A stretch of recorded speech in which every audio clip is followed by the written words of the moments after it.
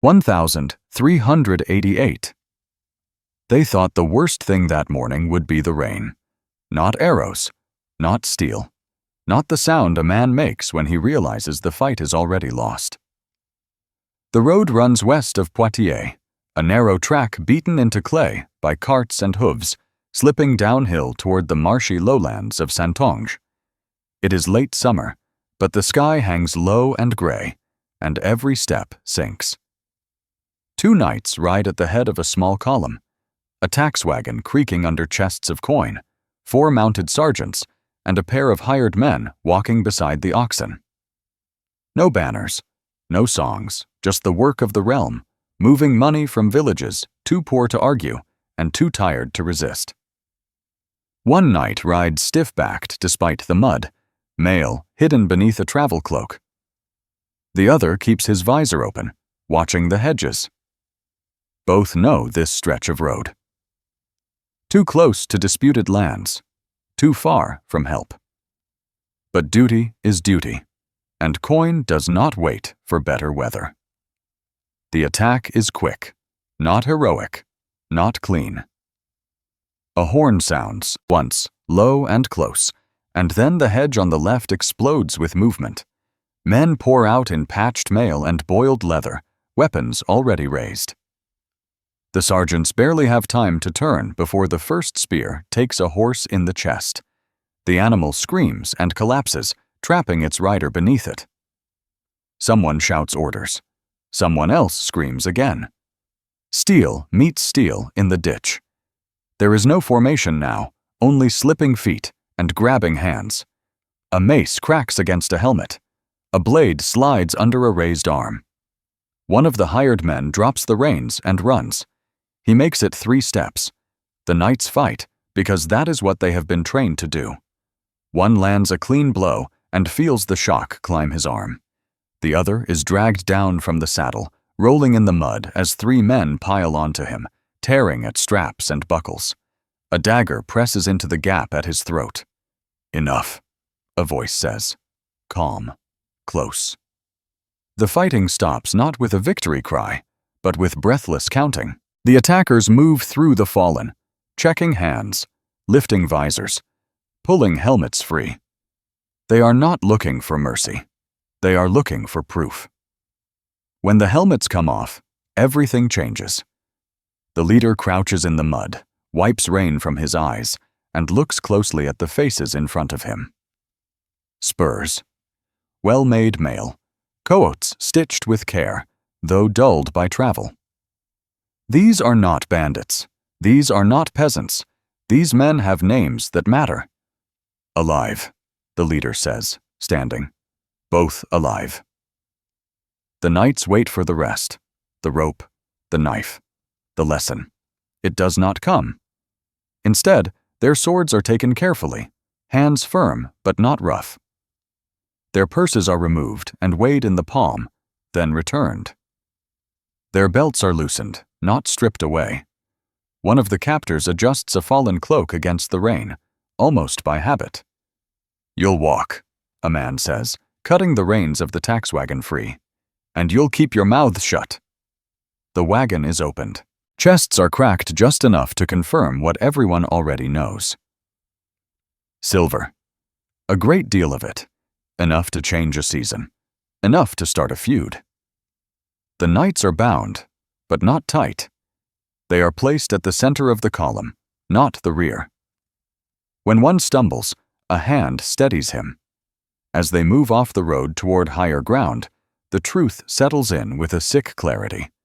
They are not prisoners of war in the way songs describe. They are goods, walking goods, delicate goods that must be delivered intact. One knight whispers, "They won't kill us." The other answers without looking at him, "Not yet." They reach a minor fortified house by dusk, stone walls dark with moisture, smoke rising from a single chimney. It is no grand castle. It does not need to be. The gates open without hurry. The men inside already know what has arrived.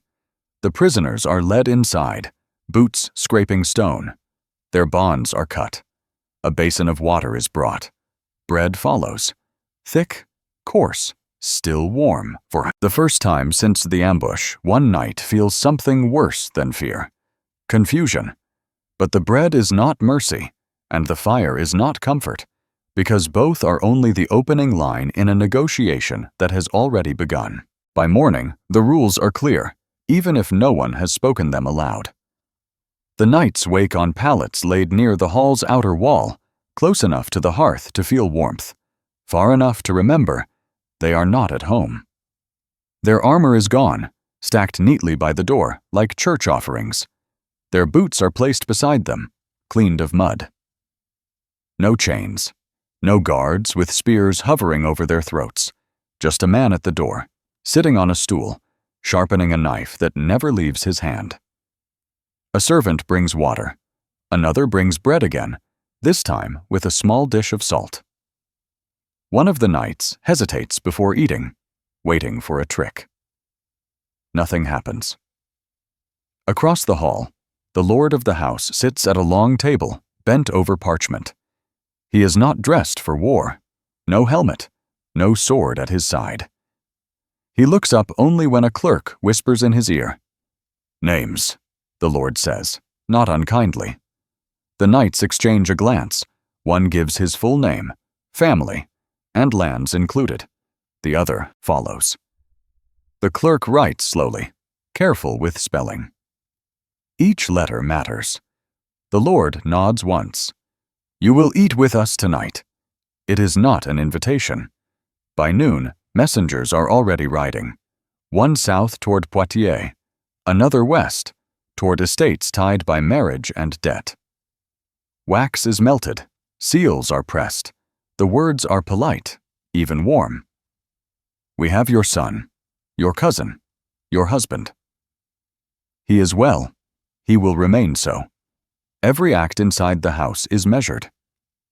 Oats for the horses are counted. Candles are burned down to stubs, then replaced."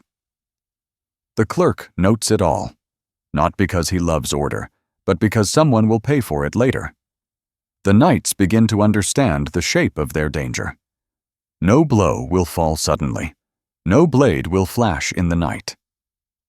Instead, time will stretch, and every day will add weight to a sum they cannot yet see. At supper, they are seated below the Lord, but above his household men. Bowls of pottage are passed. Salt fish follows. Ale is poured, not watered, down. Conversation stays careful. The weather, the harvest. A broken bridge on the road to Niort. One knight finally speaks. "What do you want for us?" The Lord does not answer right away. He chews, swallows, wipes his hands. "What you are worth," he says, "and what your people can afford without tearing themselves apart. That may be less than you think." The Lord gives a thin smile. "It usually is." After the meal, the older knight is asked to walk with the clerk. They stop near the doorway, where the sound of the hall fades. "You may give your word," the clerk says, voice low. "You may go home to raise the money. You will return by St. Martin's Day. And if I don't, then your name will not be spoken kindly again, anywhere."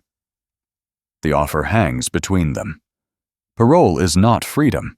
It is a leash made of reputation. A man who breaks it may live, but he will never truly stand upright again. That night, the younger knight whispers in the dark, "They trust us." "No," the other answers. "They trust the world to punish us if we fail." Days follow a pattern. Prayers, meals. Short walks within the walls. Letters come and go. Some bring hope. Some bring silence, which is worse. A reply arrives from one household, heavy with seals. Another arrives with excuses and delay. The Lord reads them all without comment, but his temper shows in small ways. Less ale, shorter walks. A servant dismissed for a mistake that once would have passed. The knights feel it tightening. Courtesy can thin. Courtesy can end. One evening, as the fire burns low, the Lord speaks again. "Alive," he says, almost to himself. You are worth more alive. The words settle hard, because alive means waiting.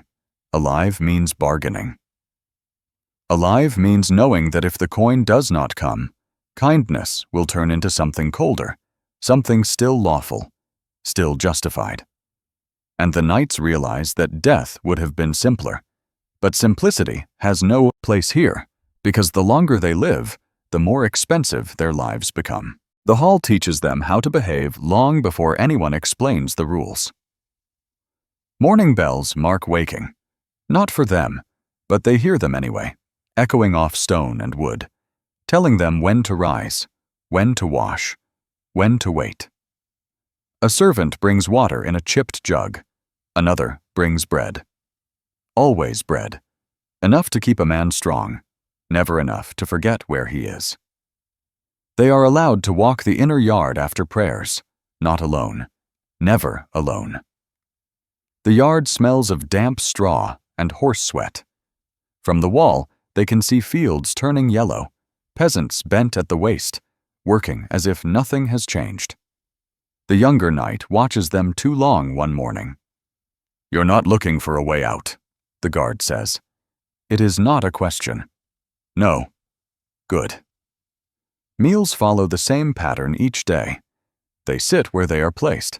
They speak when spoken to. They do not complain about the food. They do not praise it either. Praise sounds like mockery here. At first, the courtesy feels like a mistake, a kindness that might soften. But it does not soften. It presses in from all sides. A bath is offered once a week, warm water, a clean cloth. The younger knight nearly refuses, thinking it a test. The clerk watches him carefully. "You'll need your strength," the clerk says. "Ill men bargain poorly." That is when it becomes clear.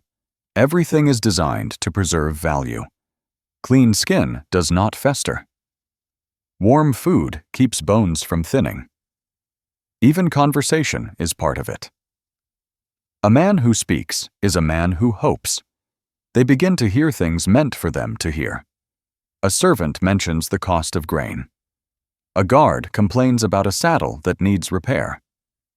Numbers drift through the hall like smoke. All of it will be added later.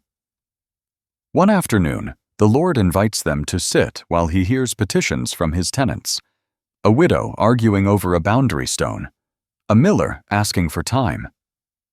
The knights watch quietly as judgments are made with quick gestures and few words. "You see," the Lord says after, as if continuing a conversation. "Order matters, even in war." That night, the younger knight loses his temper.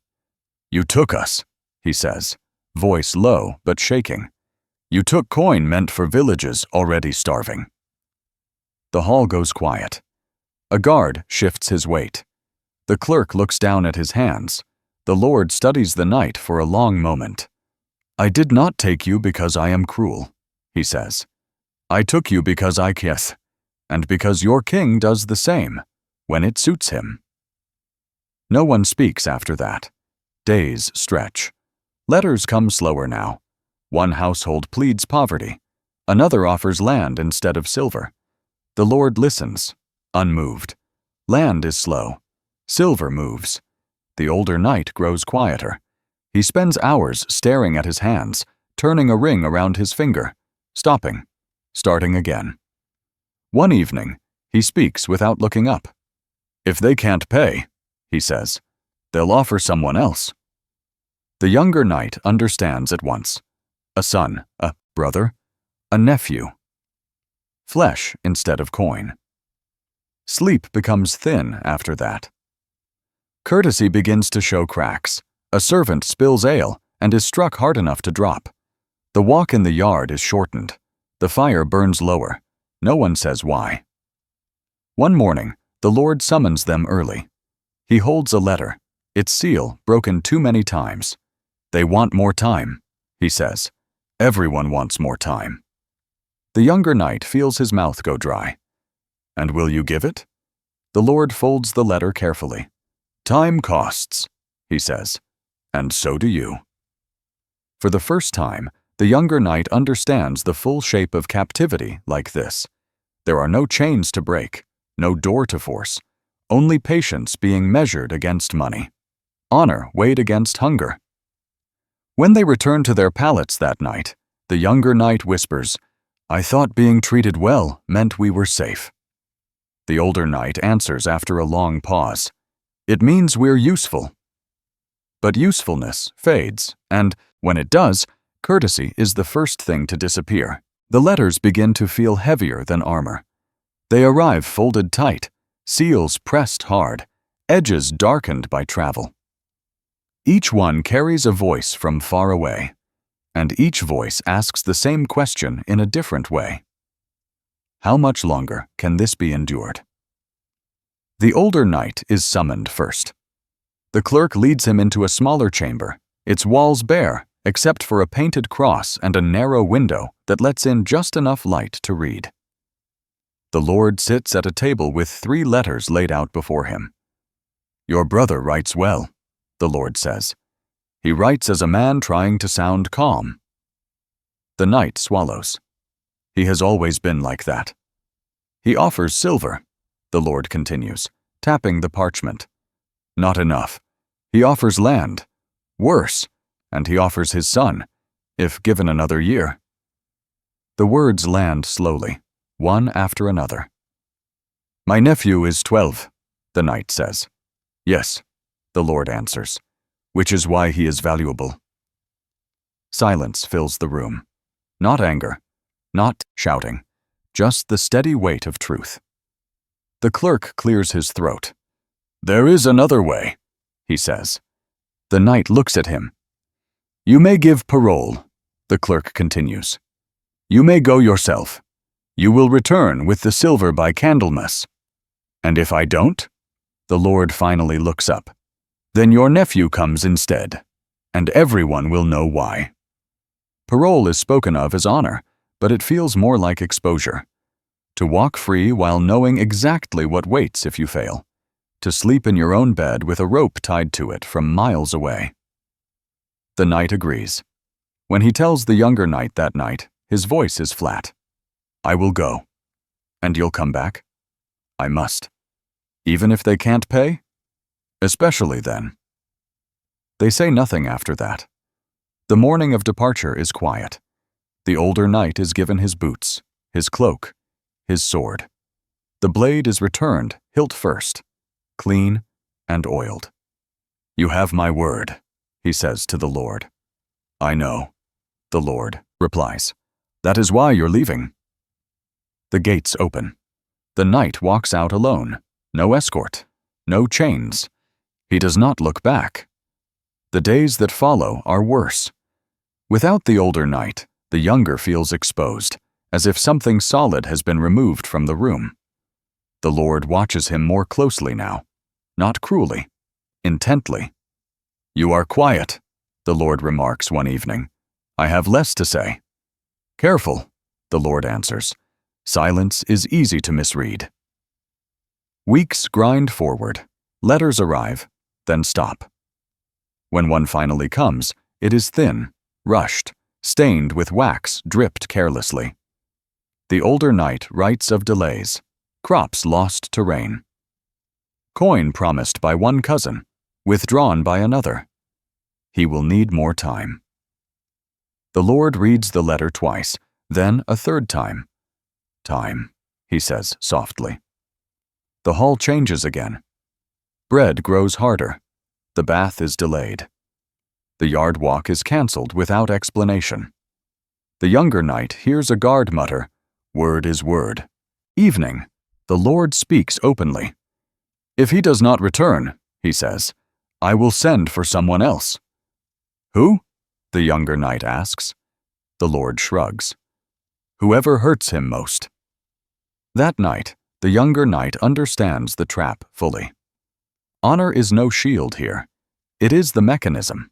Parole works because everyone believes in it, because lords trust that a man's name is worth more than his body, and because if one man breaks that trust, every other man pays for it. A rider arrives at dawn, The hall gathers. Boots echo. The younger knight stands, heart pounding. It is not his companion. It is another letter. The clerk reads it aloud. The older knight will return by the appointed day. He swears it. He has borrowed what he can. He is coming. The Lord folds the letter slowly. He'd better, he says. Because if he doesn't, the system will not bend. It will correct itself. It always does.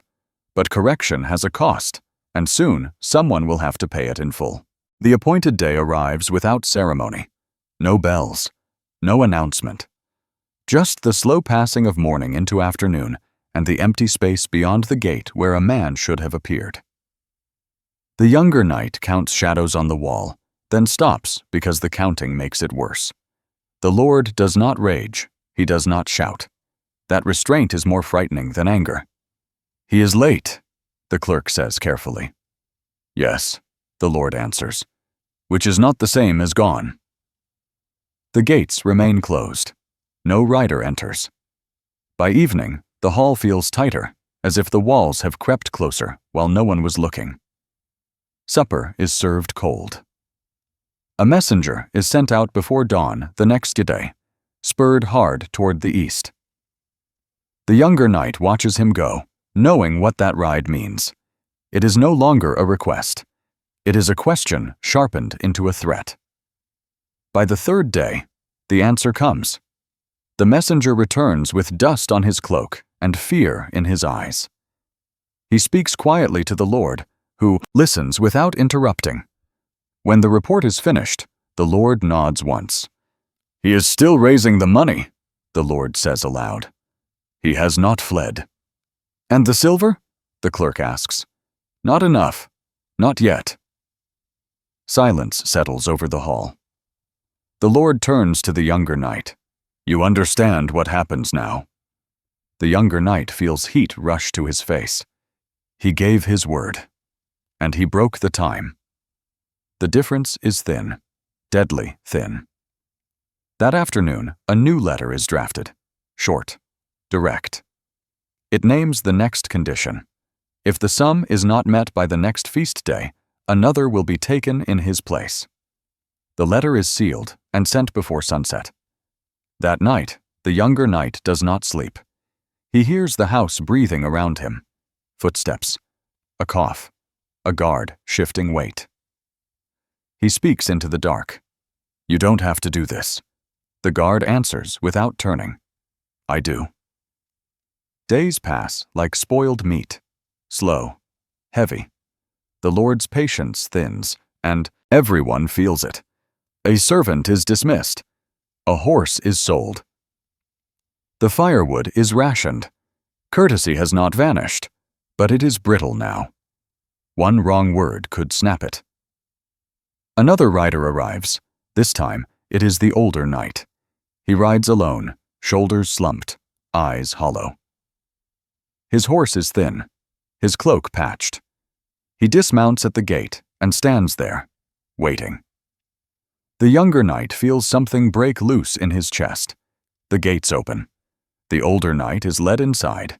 No cheers, no welcome, just assessment. He drops a leather sack onto the table. The sound is dull, insufficient. It is all I could gather, he says. Every favor, every debt. The clerk opens the sack and counts. He counts again. The Lord watches, expression unreadable. It is short, the clerk says finally. I know, the knight replies. But it is close. The Lord leans forward. Close does not settle accounts. I can pledge land, the knight says. Timber rights. A mill, the Lord, considers this. At last he nods. Draw it up. The tension does not leave immediately. Contracts are written. Witnesses called. Wax pressed. The process takes hours, and every hour feels like a test of endurance. At last, the Lord stands. You will leave tomorrow, he says. Both of you. The younger knight exhales for the first time in days. But the Lord is not finished. You will remember, he continues, that this ended because the system worked, not because of mercy. The older knight bows his head. I will remember. That night, the brothers sit together in silence. No relief yet, only exhaustion. The younger knight finally speaks. I thought it would break us.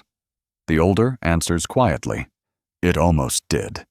But survival leaves marks of its own, and freedom will not feel clean when it finally arrives. They leave at dawn, because departures are easier when no one is watching too closely. The gates open just enough to let them through. No escort follows. No farewell is offered. The road beyond the walls looks the same as it did weeks earlier, but it does not feel the same. The younger knight keeps glancing back, half expecting a call to stop, some last adjustment to the bargain. Nothing comes. They walk for a long while before either of them speaks. I thought freedom would feel lighter, the younger knight says at last. It does, the older answers, just not where you expected. They travel slowly, not because they are weak, but because they are changed. Every sound on the road carries weight now. Every rider in the distance forces a calculation. Capture has taught them how thin the line really is. When they reach their own lands, there is no celebration. Families gather, relief mixing with quiet anger. Coin has been scraped together from places that will ache for years. A mill pledged. Woodland rights signed away. Debts written down that will outlive the men who agreed to them. The younger knight overhears a farmer whisper, "Was it worth it?" He does not answer. He does not know how. News travels faster than they do. Other lords hear the story, not with outrage, but with interest. The ransom was firm, the treatment correct, the outcome lawful. The system, as the captor said, worked. And that is the hardest part to accept. No crime was committed. No rule was broken. Everything that happened was permitted, expected, even praised in certain halls. The kindness was not kindness at all. It was accounting. The older knight is quieter now. He no longer speaks easily of honor. He has seen how it can be used like a blade, sharp enough to cut without drawing blood. Weeks later, they hear of another capture on a nearby road. Different men. Same pattern. Alive. Fed. Counted. It becomes clear that what they survived was not an exception, it was routine. Years pass, but the lesson stays. When war comes again, the younger knight fights differently. He aims to end things quickly, before names are spoken, before values are assigned. He understands now that survival can be a trap as dangerous as defeat. The older knight refuses command. He manages estates instead, balancing accounts with a care that borders on obsession. He knows exactly what a man costs once his life becomes leverage.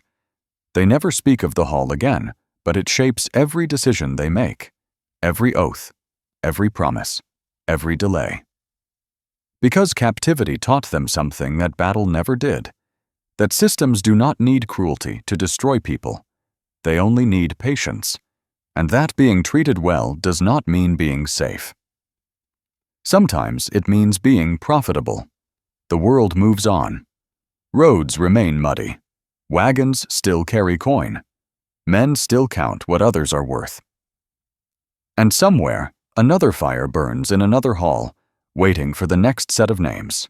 The story ends without triumph, because history rarely offers it. But there is a lesson here, and it matters now as much as it did then. When rules replace mercy, and value replaces humanity, survival becomes a negotiation, not a victory. Remember that the next time power smiles and offers you a seat at the table. If this story made you think differently about honor, war, or the price of being spared, take a moment to reflect on it, share it, and keep questioning the systems that decide who is worth saving and why.